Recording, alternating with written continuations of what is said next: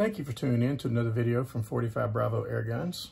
I'm Ian McKee, and tonight we're going to take a look at the Air Venturi Avenge-X in 22 tactical model. This particular gun is in 22 caliber. It was sent to me by Air Venturi for me to review. This particular gun is available in a wooden stock model, a tactical model, a synthetic model, and a bullpup model. They can be had with a standard air tube or a bottle. Bottle will give you more shots. We'll take a look at this gun, talk about it, take a look at several of the features. This particular model has an AR compatible buttstock. You can change it out for any particular AR pattern stock that you happen to like the manufacturer of, the feel or whatever. Just pull down on this. It comes off. If it's on a standard buffer tube, it will fit on this gun. This is an AR compatible grip. Remove 2 screws from the bottom. You can change this particular grip out for mag pull or anything else that you happen to like. If there's a particular manufacturer that you like, some of the skeletonized models, the options are just endless with this. This particular gun, it has the standard Air Venturi Avenger style safety. The trigger is adjustable for both the sear engagement, the weight of the trigger pull, and the adjustment for the trigger for the travel.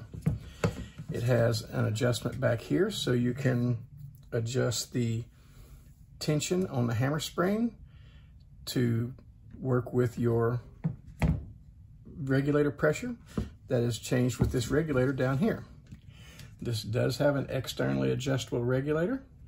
This particular regulator is a new regulator from Air Venturi. It is made out of stainless steel. The original model from Air Venturi and the older Avenger was made out of brass. This new one is much more stable, and it is available that you can buy it and purchase it and install it in your older model Avenger, so you'll have an upgraded regulator that is greatly improved over the original one. The tactical rifle, the stock itself or the chassis itself, whichever way you want to look at that, is only this long. It is a nice, clean little open design.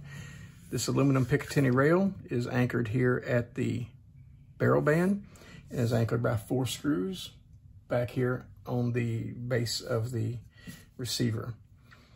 This is your high pressure gauge that tells you the pressure of what is in your fuel tank. It is measured in PSI and bar, and this one is done in red. It also has a high and low transfer port adjustment here. In this particular gun with its current setup, the difference between high and low pressure is about 200 feet per second. Your gun, your pressures may vary. Currently, this rifle is set up for a right-handed person. It is a side lever action. It is multi-caliber. You can purchase aftermarket barrels or extra barrels from Air Venturi. It's like I said, this one's in 22 caliber. You will remove 2 screws that use a 2.5 millimeter Allen wrench. Your barrel will slide out and shroud all in one piece. You'll close the bolt forward. There's a hole right here that you use a 1.5 millimeter Allen wrench that is included with the kit to unscrew your bolt probe, pull it out of the front of the receiver. At the back of this bolt probe is a spring washer that provides tension to the bolt probe and the main bolt itself. Please do not lose that. Put your new bolt probe in with the caliber that you want, 177 or 25. Insert your barrel. Make sure that the divots where these 2 screws went are lined up with your barrel. Snug them back down, and you're ready to go with the new caliber. Your barrel kits do come with 1 magazine and your barrel and your shroud, everything you necessary to swap calibers. Moving forward more, the barrel band actually has an O-ring inside here to isolate the gas tube and the barrel from any vibrations or shocks that are generated by on the impact of the someone bumping the rail down here, or when you fire the weapon. Moving down more, there is a removable end cap here that covers a standard Foster fitting. Makes it easy to fill, industry standard. There's no fill probes to lose. Every gun needs to come with one. This is a removable thread protector for a 1/2 by 20 moderator adapter. You can put your choice of moderator on here. And its factory form, this gun is not very loud. In this particular portion of it right here, there are a set of baffles that are also part of a air stripper and a barrel centering device that centers the barrel within the shroud itself. And they're located with O-rings to help isolate any vibrations. As the pellet exits the barrel, the air is stripped off, pushed back into the shroud to give you more volume to help lower the air pressure and reduce the noise signature as you fire the gun. The pellet fires through the baffles that are here in the front that further reduce the air pressure and help make the gun a lot quieter. Moving to the other side, over here we have a 3mm screw that you'll use to degas the gun. Loosen that. It'll allow the air pressure out of the gun. You'll want to fire a shot or two to make sure that there's no residual pressure left within the system. Come down here using your regular screwdriver. Adjust your regulator down if you're going to adjust it down. Crack it just a fraction of an eighth of a turn or something that's in the manual as to what they suggest to get a lower pressure. Currently this one from the factory is set at 2000 PSI. Tighten this back down, refill the gun, and go ahead and start tuning with that new regulator setting. You will want to balance your hammer spring with your regulator pressure to make them work in harmony to get a most consistent shot stream available. The bottle, from what I understand, actually has a check valve in the end of it, so you could remove the bottle, according to the manual, without having to degas the gun. After you remove the bottle, you will still want to dry fire it to remove any residual pressure left in the receiver. Moving further along, you can remove this plate. That will allow you to switch it to a left-handed configuration.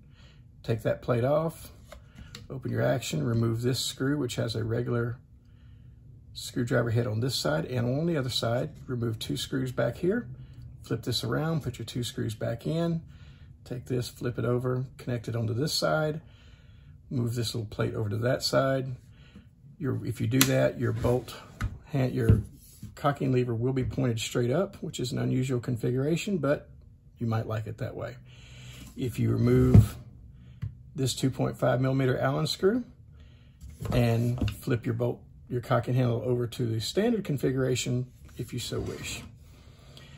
So moving to the rear of the gun, same thing on this side. Like I said, you can swap this out for anything that you want.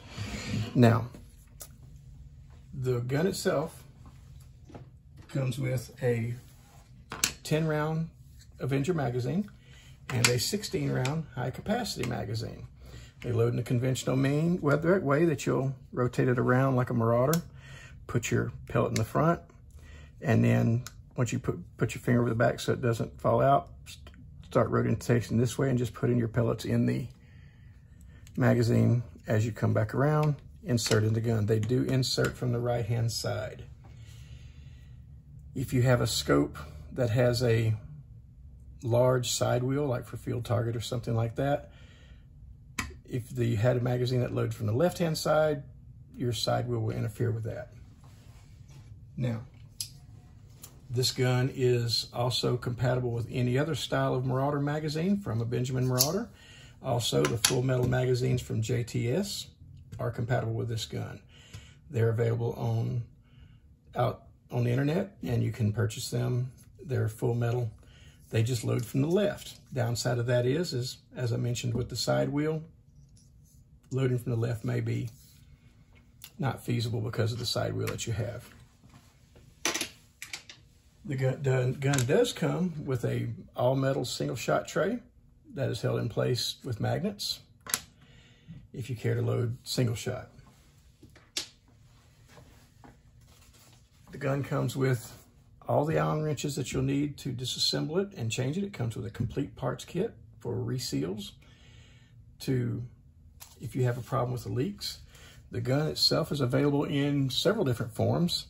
Like I said earlier, wooden stock with bottles, synthetic bottle, tactical bottle, bullpup bottle. The bottle version will give you more shots per fill than the standard tube because it has more volume. The manual itself is very well written. It gives you all of your nomenclature and the parts of the gun, listed different versions for both the tube versions and the versions for the bottle versions. It shows you how to operate your safety. It shows you how to fill the rifle, how to attach your fill device to it. It covers depressurizing the rifle, how to use the single shot tray. Covers loading the magazine into the gun. It also has a burst disc in this rifle. If for some reason you were to overfill your gun, instead of damaging the gun, a small burst disc will rupture and will save your gun from being damaged. If that happens, there's a part number here in the manual. You can call Air Venturi or contact them and they will get you the parts necessary to fix your rifle. Thank you, Air Venturi, for making those things available. The transfer port that we talked about on the other side has a high and low settings. You do not want to shoot it between the two settings. You want to choose either high or low, nothing in the middle. The gun, like I said, the trigger is adjustable. This rearmost trigger adjusts your trigger sear engagement. The middle one adjusts the trigger weight, and the first one up here adjusts the trigger travel. There's instructions in here about how to remove the bottle and how to replace the bottle. There's directions in here about how to adjust the regulator, to increase the regulator or decrease the regulator. It shows you in here in different photos where your regulator adjustments are. It goes over the adjustments of the butt pads for the synthetic stocks and for the adjustment for the tactical stock. It shows you adjustable cheek pieces and how to adjust that and make your changes for the bullpup. Your hammer velocity adjustments, where that's located on the different models, a photo of each one.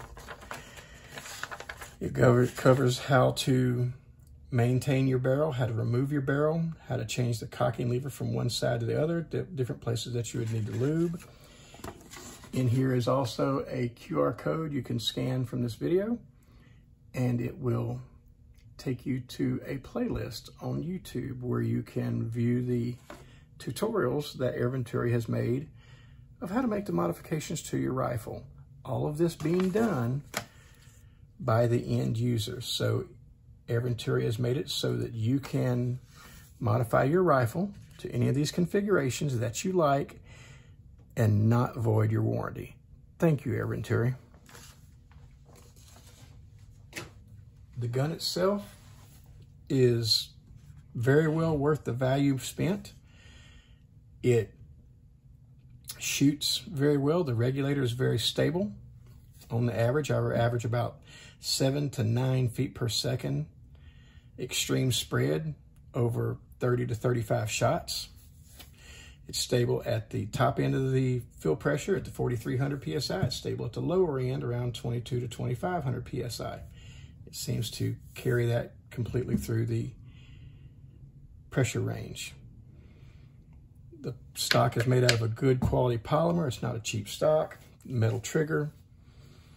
The value for the money spent is outstanding. The receiver is milled aluminum. You know, it is a very good quality gun. Again, I want to thank you for tuning in to this video from 45 Bravo Air Guns. Shoot safe, have fun.